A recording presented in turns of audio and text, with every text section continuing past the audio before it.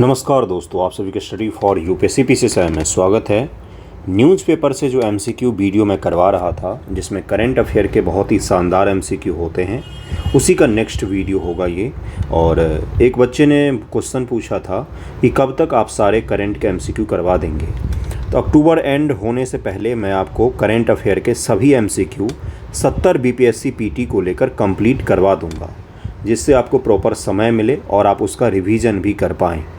अभी तक मैंने जितने भी करंट के एमसीक्यू करवाए हैं, उन सभी के PDF study for UPSC PCS Telegram channel पर उपलब्ध है। वहां पर जाके आप उसको भी देख सकते हैं। पीडीएफ ज़रूर ही देखिएगा, क्योंकि रिवीजन के लिए काफ़ी अच्छा रहता है। आपको मैं एक चीज़ बता देता हूं कि करंट अफेयर को लेकर जो बीपीएससी का पैटर्न बदला है, वो इसी पैटर्न पर आधारित सवाल पूछता है, जिस तरह के मैं अभी करवा रहा हूँ। इसमें वन लाइनर भी होंगे। हाँ, वन लाइनर इसमें कम ज़रूर होते हैं, लेकिन वन लाइनर अब आपके एग्ज़ाम में भी कम कर दिया है उन्होंने। बीपीएससी आयोग के अध्यक्ष जो हैं, उन्होंने स्पष्ट बोला कि पिछली बार से ज़्यादा कठिन पेपर रखने की हम कोशिश करेंगे, जिससे कि हमें अच्छे कैंडिडेट मिले एग्ज़ाम के लिए। इस बार सीटें भर के हैं, तो फॉर्म भी कई सारे डाले जाएंगे। 5 लाख से 6 लाख से ज़्यादा बच्चे एग्ज़ाम देंगे, तो इसलिए वो कोशिश करेंगे कि पीटी का पेपर कठिन हो, ताकि मैक्सिमम से मैक्सिमम बच्चों को एलिमिनेट किया जा सके पीटी में ही, और कट ऑफ को भी मेंटेन किया जा सके। पेपर आसान होगा तो हद से ज़्यादा कट ऑफ चला जाता है, इसलिए वो कट ऑफ को मेंटेन करने के लिए पेपर कठिन बनाएंगे। ध्यानपूर्वक देखिएगा एक एक सवाल को। पहला सवाल क्या है, भारत और सिंगापुर ये किस महीने का होगा? तो ये होगा मार्च 2024 का करंट अफेयर होगा, जिसमें हम लोग पीछे की तरफ से गए हैं। सबसे पहले जून, फिर मई, इस प्रकार से पीछे की तरफ गए हैं। और अंत में जो आपको करंट अफेयर मिलेगा इस महीने के अंत में, वो आपका बिल्कुल लेटेस्ट वाला होगा, जहाँ से एग्ज़ाम में सबसे ज़्यादा पूछा जाता है। देखिए, पहला सवाल क्या है, भारत और सिंगापुर के बारे में सवाल है। बहुत ज़्यादा चर्चा में रहा था, इसीलिए न्यूज़पेपर में आया था। भारत सिंगापुर आर्थिक संबंध के बारे में निम्नलिखित कथनों विचार कीजिए। सिंगापुर भारत का सबसे बड़ा व्यापार और निवेश साझेदार है। भारत के यूपीआई और सिंगापुर के पेनाउ को फरवरी 2023 में एकीकृत किया गया है।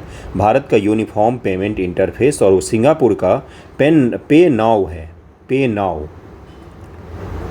है। ये कहाँ का है? तो सिंगापुर का पेमेंट गेटवे है। ये दोनों को एकीकृत किया गया है। दोनों देशों ने 2017 में नौसेना सहयोग समझौते पर भी हस्ताक्षर किया था। तो इसका आंसर हो जाएगा दूसरा और तीसरा, दोनों सही है। भारत का सबसे बड़ा व्यापारिक भागीदार जो है वो अमेरिका है। हालांकि सबसे ज़्यादा निवेश के मामलों में सिंगापुर का जरूर स्थान आता है। सिंगापुर आसियान में भारत का सबसे बड़ा व्यापार और निवेश साझेदार में से एक है। 2021-22 में आसियान के साथ हमारे कुल व्यापार का 27.30% हिस्सा था। भारत और सिंगापुर के बीच में व्यापक आर्थिक समझौता सहयोग पर 2005 में हस्ताक्षर किया गया था। कौन सा सैन्य अभ्यास भारत और सिंगापुर के बीच में नहीं है बंधुओं? इसका हो जाएगा सिम्बेक्स, सिंडेक्स और बोल्ड कुरुक्षेत्र। ये तीनों के तीनों जो हैं भारत और सिंगापुर के बीच में होते हैं। और जो समुद्र शक्ति है, ये भारत और सिंगापुर के बीच में सैन्य अभ्यास नहीं है, ये भारत इंडोनेशिया के बीच में होता है समुद्र शक्ति। इसरो ने 2011 में सिंगापुर का पहला स्वदेशी रूप से निर्मित माइक्रो सैटेलाइट लॉन्च किया था। आसियान भारत प्रवासी भारतीय दिवस 6 से 7 जनवरी 2018 को सिंगापुर में आयोजित किया गया था। सिंगापुर की कंपनियां भारत बुनियादी ढांचा परियोजना में सक्रिय रूप से शामिल रही हैं। तो इसका तीनों का तीनों स्टेटमेंट सही हो जाएगा। सिंगापुर के साथ हमारे रिलेशन चर्चा में थे, इसके कारण से ये सारा का सारा न्यूज़ मैंने एक ही जगह से करवाया था। अगला सवाल भारत के कॉफ़ी की खेती के बारे में है। आपको पता होगा कि न्यूज़ में आया था कि मानसून के कारण से इस बार की कॉफ़ी की खेती प्रभावित हो सकती है, उसलिए ये चर्चा में था। भारत में कॉफ़ी खेती के बारे में निम्नलिखित कथनों विचार कीजिए। कॉफ़ी पहली बार भारत में 15वीं शताब्दी में आई थी। भारत का सबसे बड़ा कॉफ़ी उत्पादन केंद्र राज्य केरल है। आंध्र प्रदेश में कॉफ़ी की खेती नहीं होती है। कौन सा कथन गलत है, ये आपसे पूछा गया है। 3 स्टेटमेंट दिया हुआ है। 2022 के यूपीएससी पीटी में कॉफ़ी बोर्ड से जुड़ा हुआ सवाल पूछा गया था। वहाँ पर यह भी पूछा गया था कॉफ़ी बोर्ड का मुख्यालय किस राज्य में है, किस जगह पर है, ये भी पूछा गया था। तो ये भी ज़रा ध्यान रखिएगा। इसका आंसर क्या हो जाएगा? चौथे का आंसर हो जाएगा डी। 1, 2, 3 तीनों यहाँ पर गलत दिया हुआ है। कॉफ़ी को भारत में 17वीं शताब्दी के उत्तरार्ध में पेश किया गया था। 1670 में एक भारतीय तीर्थयात्री द्वारा यमन से भारत 7 कॉफ़ी बीन्स की तस्करी ने इसकी शुरुआत की थी, यमन से भारत में लाकर। 17वीं शताब्दी के दौरान भारत के कुछ हिस्सों पर कब्जा करने वाली डचों ने कॉफ़ी की खेती को फैलाने में महत्वपूर्ण भूमिका निभाई। हालांकि 19वीं सदी के मध्य में ब्रिटिश राज के दौरान वाणिज्यिक कॉफ़ी की खेती पूरी तरह से फली फूली, खासकर मैसूर क्षेत्र से। भारत में कॉफ़ी बागान कहाँ कहाँ पर स्थित हैं तो कर्नाटक, केरल, तमिलनाडु, आंध्र प्रदेश, जिसको अराकू घाटी कहा जाता है, बहुत ही खूबसूरत सा घाटी है अराकू घाटी। वहाँ पर जून जुलाई के महीनों में भी आपको ठंड लग सकती है, इतना खूबसूरत जगह है वो। ओडिशा, मणिपुर, मिजोरम और पूर्वोत्तर के कुछ राज्यों में भी कॉफ़ी उत्पादन होता है, लेकिन दक्षिण भारत का कर्नाटक राज्य जो है यहाँ पर सबसे ज़्यादा कॉफ़ी का उत्पादन होता है। और दुनिया की सबसे अच्छी कॉफ़ी जिसको अरेबिका कॉफ़ी कहा जाता है। और एक होता है आपका कौन सा, एक और होता है आपका कॉफ़ी जिसका क्या नाम है, तो उसका नाम है कुर्ग कॉफ़ी। कुर्ग कॉफ़ी है ये। कुर्ग कॉफ़ी जो होता है बंधुओं, ये एक जानवर के मल से बनता है। इस जानवर की खासियत ये होती है कॉफ़ी के सबसे अच्छे बीज को ये खा लेता है और उसके मल से एक कॉफ़ी बनता है। वो जो मल छोड़ता है उस मल में उस कॉफ़ी के बीज को निकाला जाता है, उसको फिर परिष्कृत करके कॉफ़ी बनाया जाता है। उसको दुनिया का सबसे अच्छा कॉफ़ी माना जाता है। क्यों? क्योंकि उस जानवर की खासियत होती है कि जो सबसे शानदार बीज होता है कॉफ़ी का वो उसी को खाता है। तो ये सभी के सभी भारत में ही पाए जाते हैं और दुनिया की सबसे अच्छी कॉफ़ी हम ही उत्पादित करते हैं, ये भी आपको ध्यान में रखना पड़ेगा। कॉफ़ी उत्पादन में कर्नाटक का योगदान 70% के आसपास माना जाता है। अगला है भारत कॉफ़ी बोर्ड के बारे में निम्नलिखित कथनों विचार कीजिए। भारतीय कॉफ़ी बोर्ड के बारे में आपको विचार करना है। यह कॉफ़ी अधिनियम 1942 के तहत स्थापित एक संवैधानिक निकाय है। संवैधानिक हो सकता है क्या ये? इसका प्रशासनिक नियंत्रण वित्त मंत्रालय के हाथों में है। बोर्ड मुख्य रूप से अनुसंधान, विस्तार, विकास, बाजार, आसूचना के क्षेत्रों में अपनी गतिविधियों पर ध्यान केंद्रित करता है। 5 का उत्तर क्या हो जाएगा? केवल तीसरा सही है, पहला दूसरा दोनों ही गलत है। पहला इसलिए गलत है क्योंकि संवैधानिक नहीं है ये। दूसरा इसलिए है क्योंकि वाणिज्य और उद्योग मंत्रालय के तहत में आता है। ये वाणिज्य और उद्योग मंत्रालय के तहत में आता है। अब एक छोटा सा ज्ञान ले लीजिए मेरे से, ज्ञान ही देना मेरा काम है।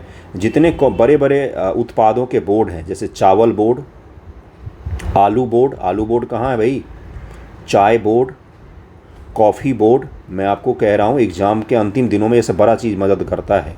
तंबाकू बोर्ड हो गया। ये जितने बड़े बड़े उत्पादों के, मिल्क बोर्ड कहाँ पर है भाई, हरियाणा की किसी जगह पर है क्या? ये सभी के सभी बोर्ड दालों से जुड़ा हुआ कहाँ पर है, आपको याद होने चाहिए। ये ध्यान रखिएगा, एग्ज़ाम में कई बार आपके 1 नंबर ले जाएगा, ये आपको झट से दे देगा 1 नंबर बिना किसी मेहनत के। साल भर आप पॉलिटी पर मेहनत करते हैं, ज्योग्राफी पर करते हैं, हो सकता है उसमें गलत हो जाए, ये आप सही करके आ जाएं। इसलिए एग्ज़ाम में जाने से पहले इनको अच्छे से कर लीजिएगा। 1 घंटा लगेगा, एक बार नज़र मारेंगे याद हो जाएगा आपको, ठीक है। अगला सवाल देखिए क्या है कि पड़ोसी पहले नीति के बारे में निम्नलिखित कथनों विचार कीजिए। नाइबरहुड फर्स्ट की पॉलिसी है हमारी, उस पॉलिसी के बारे में एक सवाल मैंने डाला हुआ है। यह पहली बार 2008 में अस्तित्व में आई थी। भारत ने अपने पड़ोसी देशों के साथ जुड़ने के दृष्टिकोण में परामर्श, गैर पारस्परिकता, ठोस परिणाम प्राप्त करने पर ध्यान केंद्रित करना शामिल है इसमें। तो इसका उत्तर क्या हो जाएगा? बिल्कुल सही, दोनों का दोनों सही है। भारत के जो पड़ोसी हैं 2008 में इसको फ्रेम किया गया था। भारत के फॉरेन पॉलिसी का मुख्य अंग इसको माना जाता है कि हमारे जो नाइबर है ना वो पहले होना चाहिए, है ना। तो इसका आंसर हो जाएगा सी। दोनों कथन यहाँ पर सही दिया हुआ है, जिसमें हम अपने पड़ोसी देशों के साथ अच्छे संबंधों की बात करते हैं। मेकादातु परियोजना कहाँ पर स्थित है बंधुओं? पहला सवाल 7वां सवाल है। तो ये कर्नाटक राज्य में स्थित है। किस नदी पर है जरा मुझे बताइएगा। और इसको लेकर कर्नाटक और तमिलनाडु के बीच विवाद उत्पन्न हो गया था, क्योंकि नदी जल प्रवाहित हो रहा था। बेंगलोर शहर को पानी देने के और बिजली देने के मुख्य उद्देश्य से मेकादातु को डिजाइन किया गया था कर्नाटक के सरकार के द्वारा, लेकिन भारी घनघोर तरीके से झगड़ा चल रहा है अभी के कर्नाटक और तमिलनाडु राज्य में। मेकादातु परियोजना के बारे में अब बड़ा सवाल आ गया। यह कावेरी और उसकी सहायक नदी अर्कावती के संगम पर स्थित है। इसका उद्देश्य 400 मेगावाट पनबिजली पैदा करना है। इसका उद्देश्य बेंगलुरु में पानी के पीने की बढ़ती मांग को पूरा करना है। कौन सा कथन गलत है यहाँ पर ये पूछा गया है। 8 का आंसर क्या हो जाएगा? उपरोक्त में से कोई सा भी गलत नहीं है, सारे के सारे बिल्कुल सही दिए हुए हैं। इनको याद में रखिएगा। मैंने आपको अगला इससे जुड़ा हुआ स्टेटमेंट आधारित और 1 लाइनर दोनों सवाल करवा दिए हैं। ग्रेट इंडियन बस्टर्ड आपको पता है कि कितना ज़्यादा इसको लेकर सुप्रीम कोर्ट ऑफ इंडिया में विवाद हुआ है। सुप्रीम कोर्ट ने राजस्थान गवर्नमेंट को यहाँ तक निर्देश दे दिया कि पूरे थार के इलाकों में जो बिजली की लाइनें आपने ऊपर कर रखी है उसको नीचे कीजिए, क्योंकि उसके कारण से इस पक्षी को बहुत ज़्यादा नुकसान होता है और ये विलुप्त हो रहा है, बिल्कुल ही क्रिटिकली एंडेंजर्ड में है। कुछ 100 में मात्र इसकी संख्या बच गई है। इसके प्रमुख घास के मैदान की प्रजाति के रूप में माना जाता है। इसे प्रमुख घास मैदान की प्रजाति है ये, जिसको क्या कहा जाता है? ग्रासलैंड स्पीसीज में क्या इसको जाना जाता है। इसकी आबादी ज़्यादातर महाराष्ट्र में सीमित है। महाराष्ट्र में इसकी आबादी क्या? यह वन्यजीव संरक्षण अधिनियम 1972 की अनुसूची 2 के अंतर्गत आता है। सेम प्रकार के सवाल यूपीएससी द्वारा फ्रेम किए जाते हैं। ज़रा इसका उत्तर निकालिए आप लोगों को पढ़ाया हुआ है। 9 का आंसर क्या हो जाएगा बंधुओं? इसका आंसर हो जाएगा बी, केवल 1 सही है यहाँ पर। महाराष्ट्र नहीं, राजस्थान में सबसे ज़्यादा पाया जाता है। उसके अलावा एमपी में पाया जा सकता है, आंध्र प्रदेश में थोड़े बहुत इलाकों में देखे जा सकते हैं, गुजरात के सूखे इलाकों में देखे जा सकते हैं। इसको सोन चिड़ैया भी कहा जाता है। इसकी अधिकतर आबादी राजस्थान और गुजरात तक सीमित है। महाराष्ट्र, कर्नाटक, आंध्र प्रदेश में इसकी छोटी आबादी पाई जाती है। बिजली के लाइन से टकराने, बिजली लगने, शिकार जो पाकिस्तान में प्रचलित है, व्यापक कृषि विस्तार के परिणाम स्वरूप हानि, आवास की हानि और परिवर्तन आदि कारण ये जो है ये IUCN में क्रिटिकली एंडेंजर्ड है, गंभीर रूप से संकटग्रस्त है। और जो साइट्स जो है ना, साइट्स जिसको कहा जाता है, साइट्स यानी कि दुनिया भर में इसका व्यापार भी नहीं कर सकते हो आप। प्रवासी प्रजातियों पर कन्वेंशन में भी 1 में शामिल है, परिशिष्ट में 1972 के अनुसूची 1 में शामिल है। इस पक्षी को अगर आपने कंकर भी मार दिया तो फिर आपको जेल जाना पड़ सकता है। इतना ज़्यादा इसको संरक्षित करने का भारत सरकार कोशिश कर रही है। इसका नाम जरूर ध्यान रखिए, ग्रेट इंडियन बस्टर्ड, और इसको क्या कहा जाता है? सोन चिड़ैया कहा जाता है। केंद्रीय जल आयोग CWC के बारे में सवाल पूछा गया। कितना अद्भुत सवाल है बताइए, इसका ज़रा उत्तर निकालिए। हमारा ही बनाया हुआ MCQ है गुरु, कहीं से लिया नहीं है हमने, मेहनत करके बनाना पड़ता है। ज़रा इसका उत्तर निकालिए। केंद्रीय जल आयोग के बारे में, केंद्रीय जल आयोग की स्थापना 1945 में डॉक्टर BR अम्बेडकर की सलाह पर की गई थी। ये क्या लाइन दे दिया मास्टर ने। यह वर्तमान में जल संसाधन विभाग के एक संलग्न कार्यालय के रूप में कार्य कर रहा है। 10 का आंसर क्या हो जाएगा? सी, दोनों को दोनों सही है। CWC जल संसाधन के क्षेत्र में भारत का एक प्रमुख तकनीकी संगठन है। यह वर्तमान में भारत सरकार के जल शक्ति मंत्रालय के जल संसाधन, नदी विकास, गंगा संरक्षण विभाग के एक संलग्न कार्यालय के रूप में कार्य कर रहा है। केंद्रीय जल आयोग 1945 में केंद्रीय जलमार्ग, सिंचाई और नेविगेशन आयोग के रूप में अस्तित्व में आया था, जिसे तात्कालिक वायसराय के कार्यकारी परिषद में सदस्य डॉक्टर BR अम्बेडकर की सलाह पर स्थापित किया गया था। डॉक्टर BR अम्बेडकर उस समय के वायसराय के कार्यकारी सदस्यों में शामिल थे, टीम में शामिल थे, और इन्हीं के सलाह पर इसको स्थापित किया गया था। ज़रा इसको ध्यान में रखिएगा। एक आपको और फैक्ट बता देता हूँ, रिजर्व बैंक ऑफ इंडिया को भी स्थापित करने में डॉक्टर अम्बेडकर का योगदान आता है। उनको किसी विशेष जाति के नेता के रूप में पहचान दे दी गई भारत में, जो कि सबसे बड़ा अन्याय था। वो मास लीडर हैं, महिलाओं से जुड़े हुए और जन कल्याण से जुड़े हुए चीज़ों पर उन्होंने बातचीत की है। जाति उनका एक प्रमुख मुद्दा जरूर रहा, लेकिन वही मुद्दा नहीं था उनका। अगला सवाल देखिए क्या है। कावेरी नदी के बारे में आपसे सवाल पूछा गया है। कावेरी नदी के बारे में कथन विचार कीजिए। ये दक्षिण भारत की दूसरी सबसे बड़ी नदी है। पहली सबसे बड़ी नदी कौन सी दक्षिण भारत की? यह दक्षिण पश्चिम कर्नाटक ब्रह्मगिरी पहाड़ी से निकलती है। ब्रह्मगिरी से निकलती है ये कावेरी, कर्नाटक से निकलती है। इसे कर्नाटक में पोन्नी के नाम से जाना जाता है। कौन सा कथन सही है इसका? तो 11 का आंसर क्या हो जाएगा? केवल दूसरा यहाँ पर सही है। पोन्नी के नाम से इसको तमिल भाषा में जाना जाता है। तमिलनाडु में इसको पोन्नी कहा जाता है। तमिलनाडु में इसको पोन्नी कहा जाता है। तमिल में से पोन्नी के नाम से जाना जाता है। यह दक्षिण भारत की चौथी सबसे बड़ी नदी है। दक्षिण भारत की एक पवित्र नदी है। यह दक्षिण पश्चिम कर्नाटक राज्य पश्चिमी घाट के ब्रह्मगिरी पहाड़ से निकलकर कर्नाटक तमिलनाडु राज्य से होकर दक्षिण पूर्व दिशा में बहती है। पूर्वी घाट के कई बड़े झरने के रूप में नीचे उतरती है और पंडिचेरी के माध्यम से बंगाल की खाड़ी में गिर जाती है। दक्षिण भारत के कई सारे राज्यों की लाइफ लाइन इसको कहा जाता है, क्योंकि बहुत कम नदियाँ हैं जिसमें 12 महीने थोड़े बहुत पानी रहते हैं। उनमें से एक है कावेरी। कावेरी में दक्षिण में है, फिर भी इसमें 12 महीने लगभग में पानी रहता है, हालांकि सूख भी जाती है। ये कावेरी नदी को पवित्रता का आधार पर दक्षिण भारत की गंगा कहा जाता है।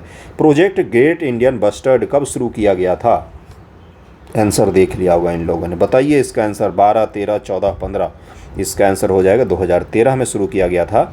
इसे राजस्थान सरकार द्वारा प्रजातियों के प्रजनन बारों का निर्माण करने, इनके आवास पर मानव दबाव को कम करने के लिए बुनियादी ढांचा विकसित करने के उद्देश्य से लॉन्च किया गया था।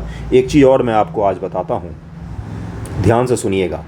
ग्रासलैंड के जो पक्षियाँ होते हैं ना, ये जीव जंतु होते हैं, खासतौर से पक्षियाँ, ग्रासलैंड की जो पक्षियाँ होती हैं वो ग्रासलैंड में चूंकि पेड़ों का अभाव होता है, ध्यान से सुनिए, ग्रासलैंड में पेड़ों का अभाव होता है। एक बार यूपीएससी ने यही पूछ लिया कि ग्रासलैंड में पेड़ क्यों नहीं होते, उस पर भी आएंगे हम लोग। लेकिन मैं आपको क्या बता रहा हूँ, ग्रासलैंड में पेड़ों का अभाव के कारण से ग्रासलैंड की पक्षियाँ अपने घोंसले ज़मीन पर बनाती है। ग्रेट इंडियन बस्टर्ड भी यही करती है।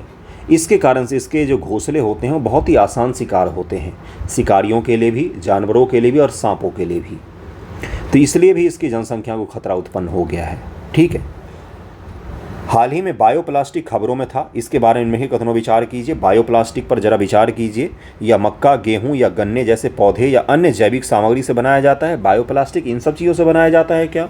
या PLA और PHA प्लास्टिक से संबंधित नहीं है? ये प्रकृति में बायोडिग्रेडेबल है, मतलब कि नेचर में आप इसको छोड़ दोगे तो धीरे धीरे अपने आप ही समाप्त हो जाएगा। जैसे कागज़ अगर आप पानी में डाल के छोड़ दो या वैसे भी छोड़ दो, थोड़े दिनों में सल गल के खपत हो जाता है। प्लास्टिक बड़ा जिद्दी होता है। आपको मैं एक फैक्ट बताऊँ, आप चौंकिएगा मत। इंसान के यूरिन में प्लास्टिक का माइक्रोप्लास्टिक पाया गया है। इंसान के यूरिन में माइक्रोप्लास्टिक पाया गया है। हमारे ब्लड सेल तक में माइक्रोप्लास्टिक पाया गया है। यानी कि हमारे जनरेशन टू जनरेशन अब माइक्रोप्लास्टिक ट्रांसफ़र होगा। अब आप समझ जाइए इसकी गंभीरता को कि माइक्रोप्लास्टिक कितना खतरनाक है हमारे लिए। तो बायोडिग्रेडेबल प्लास्टिक होता है क्या? इसको प्रकृति में फेंकने पर ही अपने आप गायब हो जाता है? या नॉर्मल प्लास्टिक जैसे 2000 वर्षों में इसका कुछ नहीं बिगड़ेगा? 13 का उत्तर क्या हो जाएगा? बी हो जाएगा। पहला तीसरा सही है, दूसरा यहाँ पर गलत है। PLA और PHA प्लास्टिक सब भी इसी से संबंधित हैं। PLA प्लास्टिक का इस्तेमाल आमतौर पर खाद्य पैकेजिंग में किया जाता है, जबकि PHA का इस्तेमाल अक्सर टाँकी और कार्डियोवैस्कुलर पैच जैसे चिकित्सक उपकरण में किया जाता है। आपने टाँके लगवाए हैं कभी क्या? किसी का सर्वर फूटा होगा तो लगवाया होगा, उसमें भी इस्तेमाल किया जाता है। वहाँ पर PHA प्लास्टिक का उपयोग किया जाता है। PLA का जो फूड वगैरह होते हैं उनको पैक करने में इसका उपयोग किया जाता है। UNDP द्वारा प्रकाशित रिपोर्ट कौन सी है? इसमें से कौन सा रिपोर्ट? तो मानव विकास रिपोर्ट प्रकाशित करती है UNDP जारी करती है। ट्रेड एंड डेवलपमेंट रिपोर्ट तो WTO जारी करती है।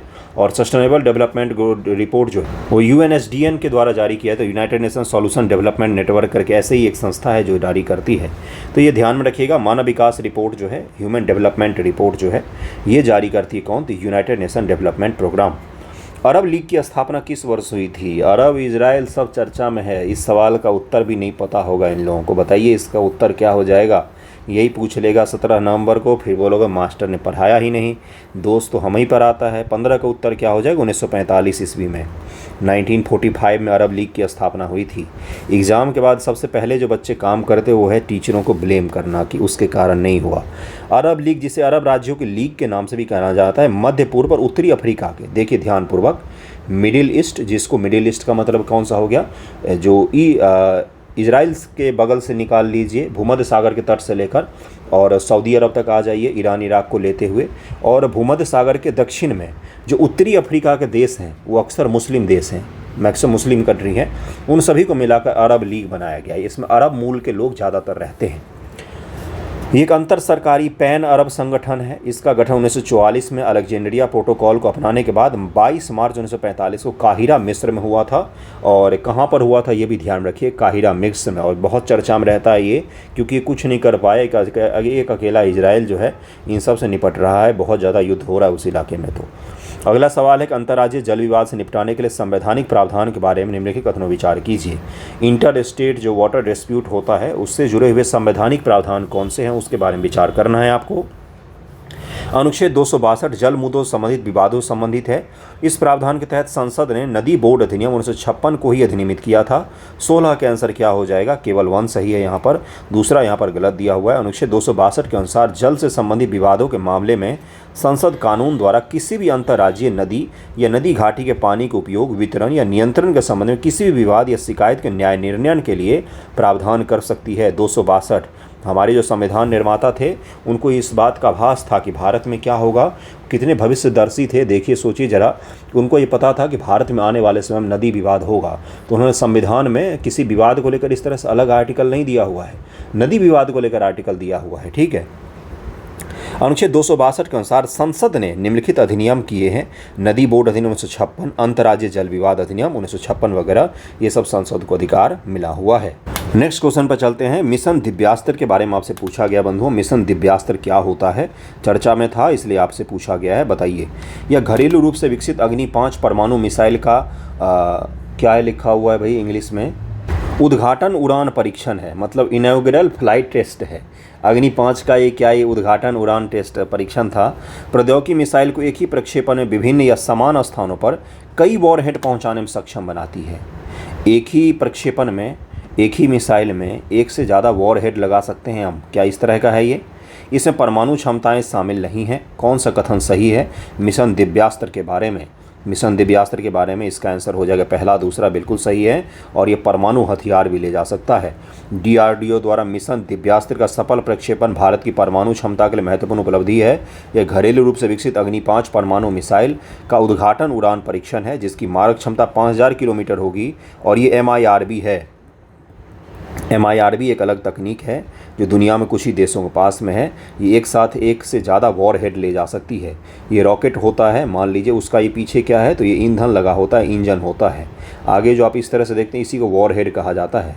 इसमें अभी हाल फिलहाल में एक ही बम होते हैं, लेकिन अग्नि 5 जो होगा उसमें एक साथ कई सारे बम रख सकते हैं और ये सभी बम को अलग अलग जगहों पर गिराएगा ये, तो यही इसकी खासियत होगी। मिशन दिव्यास्त्र नामक उड़ान परीक्षण ओडिशा तट से दूर डॉक्टर कलाम द्वीप पर किया गया। यह तकनीक मिसाइल को एक ही प्रक्षेपण में विभिन्न या समान स्थानों पर कई वॉरहेड पहुंचाने में सक्षम बनाती है, जिसे संभावित रूप से दुश्मन के बैलिस्टिक मिसाइल सुरक्षा को गुमराह करने के प्रलोभन भी शामिल होता है। यानी कि एंटी मिसाइल जो दुश्मन छोड़ेगा हमारे मिसाइल को रोकने के लिए, उसको ये गुमराह कर सकता है। और ये शानदार है, जिसका नाम क्या है, मिशन दिव्यास्त्र। हाल ही में multiple independently targeted re entry vehicle, जिसको MIRV कहा जाता है, क्या लिखा है, multiple independently targetable re entry vehicle, जिसको MIRV तकनीक कहा जाता है, इसी पर आधारित है मिशन दिव्यास्त्र का अग्नि 5। MIRV तकनीक दुनिया में कुछ ही देशों के पास है, जैसे अमेरिका, चीन, रूस और भारत के पास में अभी आ गया है।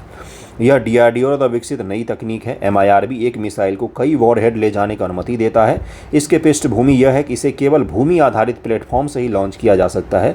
इसको केवल लैंड से ही लॉन्च किया जा सकता है, एयर से इसको लॉन्च नहीं किया जा सकता, या नेवल शिप से इसको लॉन्च नहीं किया जा सकता। तीसरा स्टेटमेंट ये कह रहा है। 18 का आंसर क्या हो जाएगा, केवल दूसरा सही है। यहाँ पर दूसरा सही, पहला तीसरा गलत है। पहला क्यों गलत है भाई, देखिए यहाँ पर लिखा हुआ है विकसित नई तकनीक है। नई तकनीक नहीं है। हम जो चीज़ आज यूज़ कर रहे हैं, सुपर पावर अमेरिका जो है वो उसको बहुत पहले उपयोग कर चुका है। Multiple independently targetable re entry vehicle MIRV तकनीक की शुरुआत संयुक्त राज्य अमेरिका में हुई थी, जहां 1970 में MIRV के नेतृत्व वाली अंतर महाद्वीपीय बैलिस्टिक मिसाइल की तैनाती की गई थी। उसने इंटरकॉन्टिनेंटल बैलिस्टिक मिसाइल, और वो भी MIRV तकनीक से लैस 1975 के दशक से यूज कर रहा है। MIRV को भूमि आधारित प्लेटफॉर्म और समुद्र आधारित प्लेटफॉर्म जैसे पनडुब्बी दोनों से लॉन्च किया जा सकता है, भूमि और समुद्र से किया जा सकता है। अभी हमने इसको एयरक्राफ्ट में नहीं लगाया है, अभी हमने फाइटर जेट में इसको नहीं लगाया है, तो अभी एयर से इसको लॉन्च नहीं किया जा सकता है। क्या ये नई तकनीक है? नहीं, दुनिया में पहले से यूज हो रही थी, लेकिन हमने अपना इंडिजिनस अभी बनाया है। MIRV तकनीक को रखने वाले देशों में संयुक्त राज्य अमेरिका, UK, फ्रांस, रूस, चीन और भारत जैसे प्रमुख परमाणु शक्तियां शामिल हैं, जबकि पाकिस्तान ने 2017 में इस तकनीक का परीक्षण किया था। अबाबील मिसाइल उसको नाम दिया था उसने, लेकिन उसकी पुष्टि नहीं हो पाई है अभी तक कि उसके पास सच में है या नहीं है। तो जो बड़े देश हैं उनका नाम और हमारा नाम ध्यान रखिएगा, अपने पड़ोस में भी होने की आशंका है। अगला सवाल है बंधुओं BARC के बारे में, जिसका क्या नाम है, तो BARC का नाम आपको पता होना चाहिए, बताऊंगा मैं आपको। भाभा एटॉमिक रिसर्च सेंटर इसको कहा जाता है। इसकी स्थापना 1948 में होमी जहांगीर भाभा ने की थी। यह परमाणु उपकरणों के संबंध में मुख्य अनुसंधान और विकास R&D के लिए सीधे जिम्मेदार होता है। इसका उत्तर हो जाएगा बिल्कुल दोनों के दोनों सही है। एक वेब सीरीज जरूर देखिएगा जिसका नाम है रॉकेट बॉयज़। ये भारत के विकास में किस तरह से इसरो का डेवलपमेंट हुआ है, और विक्रम साराभाई और होमी जहांगीर भाभा, ये दो अद्भुत लोग हमें मिले, दोनों ने भारत को बदल के रख दिया। तो रॉकेट बॉयज़ ज़रूर देखिएगा, सोनी पर है शायद उपलब्ध। तो देखिए इसका क्या है, बार्क का भारत की प्रमुख परमाणु अनुसंधान सुविधा है, जिसका मुख्यालय ट्रॉम्बे, मुंबई, महाराष्ट्र, भारत में है। भारत में परमाणु से रिलेटेड रिसर्च कहीं पर होता है तो वो होता है बार्क में। क्या नाम है उसका? Bhabha atomic research centre. इसकी स्थापना होमी भाभा ने जनवरी 1954 में भारत के परमाणु कार्यक्रम के लिए आवश्यक एक बहुविषयक अनुसंधान कार्यक्रम के रूप में परमाणु ऊर्जा प्रतिष्ठान ट्रॉम्बे के रूप में की थी। यह परमाणु ऊर्जा विभाग के अधीन काम करता है, जिसकी देखरेख सीधे भारत के प्रधानमंत्री द्वारा की जाती है। भारत के प्रधानमंत्री के अंतर्गत कुछ डिपार्टमेंट आते हैं, इसके लेकर कोई मंत्रालय नहीं होता है। जैसे एटॉमिक आता है और अंतरिक्ष आता है, जिसको स्पेस कहा जाता है। ये दो ऐसी चीज़ें होते हैं जो भारत के प्रधानमंत्री डायरेक्ट कंट्रोल करते हैं, कोई मंत्रालय इसका नहीं होता है। भारत के प्रधानमंत्री के अंतर्गत ये आता है। मिसाइल प्रौद्योगिकी नियंत्रण व्यवस्था MTCR वासेनार व्यवस्था पर हस्ताक्षर किए गए कब? तो 1987 और 1996 में क्रमागत रूप से हस्ताक्षर किए गए। अग्नि 5 बैलिस्टिक मिसाइल में निम्नलिखित कथनों विचार कीजिए। अग्नि 5 के बारे में आपसे पूछा गया है। यह भूमि आधारित परमाणु MIRV सक्षम अंतर महाद्वीपीय बैलिस्टिक मिसाइल है। देखिए एक तकनीक हुआ जिसको मिशन दिव्यास्त्र कहा गया। इसमें MIRB का उपयोग हुआ। इस पर आधारित अलग अलग प्रकार के 5 सवाल मैंने आपके लिए बनाए हैं। अब आपको समझ में आ रहा है कि मैं किस लेवल तक जा रहा हूँ आपके लिए, कि भाई आप सभी तरह के MCQ कर लें। वन लाइनर, MIRB पर अलग पूछा, मिशन दिव्यास्त्र पर अलग पूछा, अब अग्नि 5 पर अगला सवाल है। इसे भारत के DRDO द्वारा विकसित किया जा रहा है। विशेष विशेषताओं के बावजूद इसकी सीमा 5000 से 7000 किलोमीटर के बीच में होगी। देखिए इसका आंसर क्या हो जाएगा, पहला दूसरा बिल्कुल सही है, पहला दूसरा सही है। और अग्नि 5 बैलिस्टिक मिसाइल की सीमा 7000 किलोमीटर से अधिक होगी। यह 3 चरणीय सड़क, मोबाइल और कंट्री साइड ठोस ईंधन वाली बैलिस्टिक मिसाइल होगी।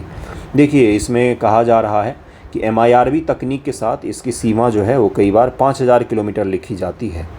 परीक्षण में है ना भी ये, तो आप मान कर चल सकते हैं कि 5000 से 10,000 के आसपास में इसका सीमा हो सकता है। मिनिमम 5000 होगा और 7000 भी कई सारे जगहों पर लिखा जा रहा है, लेकिन MIRB तकनीक के साथ में 5000 लिखा हुआ मिला है।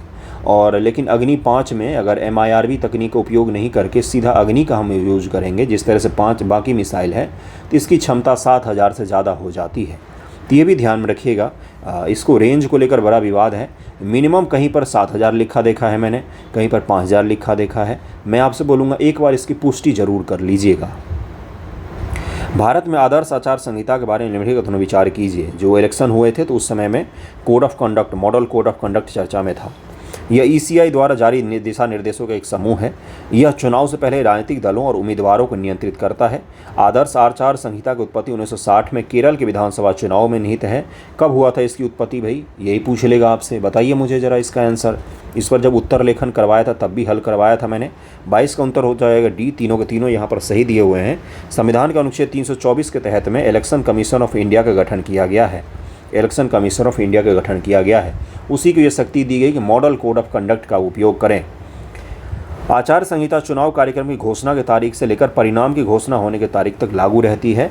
आचार संहिता की उत्पत्ति 1960 में केरल के विधानसभा चुनाव में निहित है। यह राज्य प्रशासन ने राजनीतिक अभिनेताओं, राजनीतिक जो नेता होते हैं, कि आचार संहिता तैयार की थी। इसके बाद 1962 में लोकसभा चुनाव में ECI ने सभी मान्यता प्राप्त राजनीतिक दलों और राज्य सरकारों को कोड प्रसारित किया और इसका पूरे देश से पालन करने के लिए भी कहा गया। 1991 में चुनाव मानदंड के बार बार उल्लंघन और निरंतर भ्रष्टाचार के बाद EC ने MCC को अधिक सख्ती से लागू किया और सेशन प्रभाव इसी को कहा जाता है। TN सेशन प्रभाव जो आप पढ़ते हैं ना, इसी को सेशन युग कहा जाता है। 1991 के बाद उन्होंने इसको कड़ाई से लागू करना शुरू कर दिया। जो राजनीतिक दलों ने पहले अपनाया तो था, लेकिन लागू नहीं, उसको मानते नहीं थे वो। उसने बोला कि मानोगे कैसे नहीं, आप ही लोगों ने अपनाया है इसको, अब आपको मानना पड़ेगा। सेशन वाला पूछा गया BPSC में सेशन प्रभाव पूछा गया है। लॉन्ग फॉर्मेट में GS2 में। MCC विनियमों में कुछ हालिया परिवर्तन पर विचार करें। ऑप्शन पोल से संबंधित कोई प्रावधान नहीं है शामिल इसमें। ऑप्शन पोल से संबंधित कोई प्रावधान नहीं है इसमें शामिल। मतदान के दिन और चुनाव से 2 दिन पहले प्रिंट मीडिया में विज्ञापनों पर भी प्रतिबंध लगा दिया गया है। कौन सा गलत है इसमें, तो इसका आंसर हो जाएगा C। दोनों के दोनों यहाँ पर गलत दिया हुआ है। ECI द्वारा सूचित अवधि के दौरान जनमत सर्वेक्षण और एग्जिट पोल का विनियमन करता है। ये जनमत सर्वेक्षण और एग्जिट पोल जिस दिन चुनाव अंत हो जाता है, सबसे लास्ट फेज का जब चुनाव अंत हो जाता है तभी जाके एग्जिट पोल दिखाया जा सकता है। मतदान के दिन और उससे एक दिन पहले विज्ञापन पर प्रतिबंध जब तक कि सामग्री स्क्रीनिंग समितियों द्वारा पूर्व प्रमाणित न हो। चुनाव अवधि के दौरान राजनीतिक पदाधिकारियों को दिखाने वाली सरकारी विज्ञापन पर भी प्रतिबंध लग जाता है। ART क्या है? ART चर्चा में रहा था। इस बांझपन को दूर करने के लिए चिकित्सा प्रक्रियाएं शामिल हैं। IVF इससे अलग है। इन विट्रो फर्टिलिटी ART से अलग है। ये आपसे पूछा जा रहा है। इसका उत्तर क्या हो जाएगा? इसका उत्तर हो जाएगा पहला यहाँ पर सही है, दूसरा गलत है। सहायक प्रजनन तकनीक जिसको ART कहा जाता है में मुख्य रूप से बांझपन को दूर करने के लिए उपयोग की जाने वाली चिकित्सा प्रक्रियाएं शामिल होती है। इस विषय में IVF, intracytoplasmic sperm injection, gamete या भ्रूण का क्रायोप्रिजर्वेशन या प्रजनन दवाओं का उपयोग जैसी प्रक्रिया शामिल होती हैं। इन सभी प्रक्रियाओं को मिलाकर ART तकनीक बनता है, जिसको कहा जाता है असिस्टेड रिप्रोडक्टिव टेक्नोलॉजी, ART कहा जाता है। साइंस एंड टेक का ये सवाल था, चर्चा में था, इसीलिए मैंने आपको करवाया है। IVF तकनीक के बारे में अगला सवाल पूछा गया, जिसको इन विट्रो फर्टिलिटी कहा जाता है। क्या होता है ये? आईवीएफ के परिणाम स्वरूप गर्भ धारण करने वाले शिशुओं को टेस्ट ट्यूब बेबी कहा जाता है। इन विट्रो रोमन शब्द इन ग्लास से आया है। इन विवो इन विट्रो का पर्यायवाची ही है। तो इसका आंसर क्या हो जाएगा 25 का? इसका आंसर हो जाएगा केवल 1 सही है यहाँ पर, दूसरा तीसरा गलत दिया हुआ है। इन विट्रो लैटिन शब्द इन ग्लास से आया है, यानी अध्ययन किसी इंसान या जानवर के बजाय टेस्ट ट्यूब में किया जाता है। इन विट्रो का विपरीत इन विट्रो है, जो लैटिन शब्द लिविंग के भीतर से आया है। इन विवो का मतलब जीवित जीव में किए जा रहे प्रयोगों से है। तो ये सारा मैंने आपको समझाया। दरअसल में याद रखिएगा, टेस्ट ट्यूब बेबी को ही क्या कहा जाता है? तो उसको आईवीएफ तकनीक कहा जाता है, जिसमें क्या करते हैं ना हम महिला से और पुरुष से अंडाणु लेकर और शुक्राणु लेकर हम उसको ट्यूब में फर्टिलाइज कर लेते हैं, फिर उसको महिला के अंदर में रोपित कर दिया जाता है। इसी को कहा जाता है टेस्ट ट्यूब बेबी। इसको ज़रूर ध्यान रखिएगा। आजकल के समय में ये प्रचलन में आ गया है मॉडर्न लाइफ स्टाइल के कारण से। हाल ही में पंजाब राज्य बनाम दविंदर सिंह मामला चर्चा में रहा, किससे संबंधित है? बड़ा ही सुंदर सा सवाल है, अद्भुत सवाल है, ज़रूर इसका हल कर दीजिए। 26 का आंसर क्या हो जाएगा? संविधान के तहत जो आरक्षण है उसी में जुड़ा हुआ था, जिसमें सुप्रीम कोर्ट ने कहा था, सुप्रीम कोर्ट ने क्या कहा था कि एससी रिजर्वेशन में भी क्रीमी लेयर का प्रावधान लागू होना चाहिए।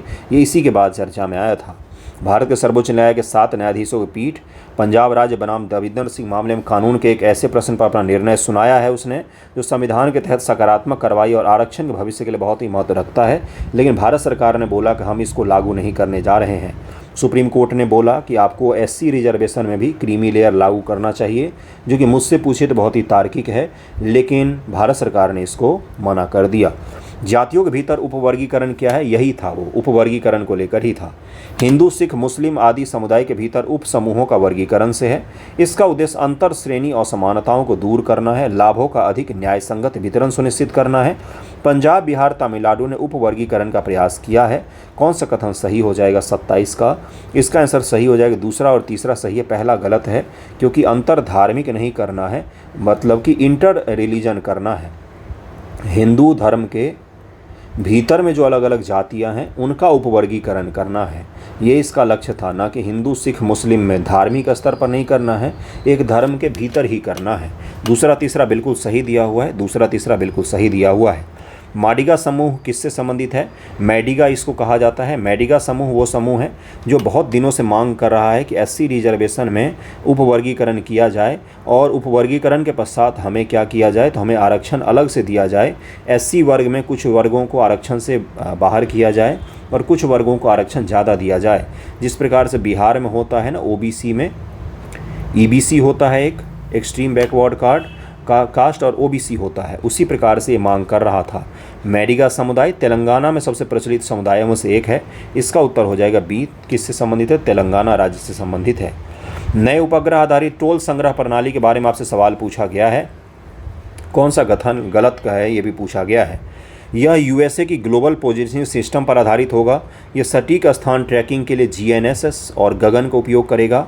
वाहनों में ऑन बोर्ड यूनिट लगाई जाएगी। 29 का आंसर हो जाएगा सी। दूसरा तीसरा यहाँ पर गलत दिया हुआ है।